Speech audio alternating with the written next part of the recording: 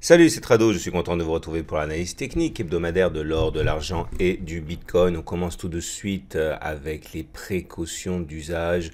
Je ne suis pas conseiller financier, je suis simplement analyste technique. Je crois en l'or à long terme et je ne fais que partager avec vous ma stratégie, ma façon de voir les choses. Mais ce partage est donné à titre informatif et pédagogique et ce n'est absolument pas une incitation à acheter ou à vendre quoi que ce soit.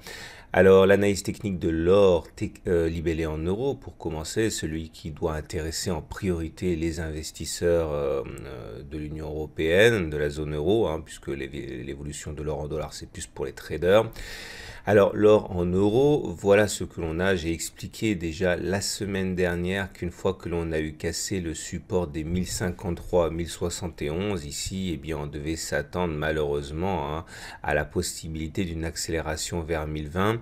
Au pire de la semaine, on allait chercher les 1035. On a rebondi. Il semble que les soldes attirent des acheteurs. Pour l'instant, le retour sur 1020 reste mon scénario privilégié. Et ce sera valable tant que l'on n'aura pas réussi à préserver et à casser maintenant la résistance des 1053, 1071 ici. Hein. Et en tout cas, dans une stratégie d'accumulation rationnelle, hein, telle que j'utilise et que vous pouvez retrouver sur mon blog, je mettrai un lien à la fin de la vidéo, eh bien, nous ne sommes pas sur une zone d'accumulation. La zone d'accumulation, ce serait un retour sur 1020 ou alors, éventuellement, si on repasse à l'intérieur des 1053, 1071, etc. Et a fortiori, si on sort de la zone. Donc, on n'est pas sur une zone d'accumulation rationnelle pour l'or en euros. Pour l'or en dollars, c'est la même chose, hein. Il y a eu un rebond technique ici sur les 1195, 1200. Je vous rappelle que le long chemin de croix auquel on assiste ici depuis des mois est dû notamment à la vigueur du dollar, hein, qui rend plus, enfin moins cher hein, l'or une fois qu'on l'achète avec une monnaie dont la valeur augmente. Et donc à partir de là, il semble que l'on ait trouvé un support. Par contre sur les 1195, 1200, vous voyez bien, il y a eu une zone de rebond il y a 2 semaines sur cette zone-là, et puis une deuxième tentative. Donc on est sur une zone d'accumulation rationnelle. Je vous rappelle que dans le principe d'accumulation rationnelle, il ne faut pas acheter d'un coup, il ne faut pas acheter 100, 1000 ou 10 000 ou 1 million d'un coup, il faut fractionner et acheter sur des zones de support ou sur des franchissements de résistance. Comme ça, chaque fois qu'il y a une baisse, eh ben, vous profitez de l'affaiblissement de la valeur et vous constituez rationnellement votre portefeuille. Hein. Donc là, on est sur une zone d'accumulation rationnelle pour l'or en dollars.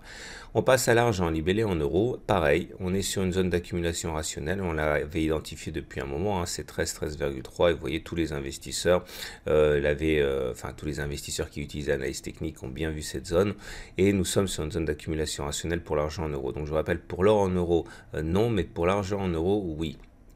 Je vous rappelle qu'avec mon partenaire aucoffre.com, vous pouvez accumuler de l'or et de l'argent dès 1 gramme, okay, dès une quarantaine d'euros. Donc ça rend l'investissement progressif vraiment adapté et possible. Pour l'argent libellé en dollars, pareil, nous sommes sur une zone d'accumulation rationnelle, on est dans la zone là à 15,1, 15,7, donc c'est quelque chose que, à titre personnel, je suis tout à fait capable de mettre à profit, hein, c'est assez clair. On passe au Bitcoin. Alors, le Bitcoin, c'est pareil. Hein, ce que je dis, c'est essentiellement pour les investisseurs de long terme, hein, ceux qui veulent construire un patrimoine dans l'arène des cryptos en y allant progressivement. Nous avons identifié déjà il y a plusieurs semaines cette zone des 5600, 5900, 6800 comme une zone d'accumulation rationnelle et comme une zone de support. On a eu une envolée hier, il y a 3 semaines qui a été confirmée la semaine dernière, mais là, cette semaine, il y a une attaque baissière, mais pour l'instant, pas de quoi remettre cette zone, hein, puisque vous voyez, on est en train de rebondir dessus, on l'a pas cassé.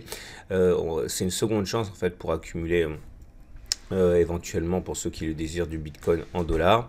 Notez que le prochain support important serait à 3600 hein, si ça devait casser et un support intermédiaire vers 5000 ici. On y reviendra le cas échéant, mais là on a une deuxième chance pour rentrer sur les mêmes niveaux de prix.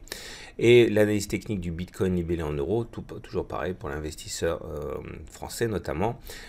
Pareil, donc on a rebondi sur la zone de support des 5500 Et là, après avoir connu 2 semaines avec 35% de hausse, on corrige.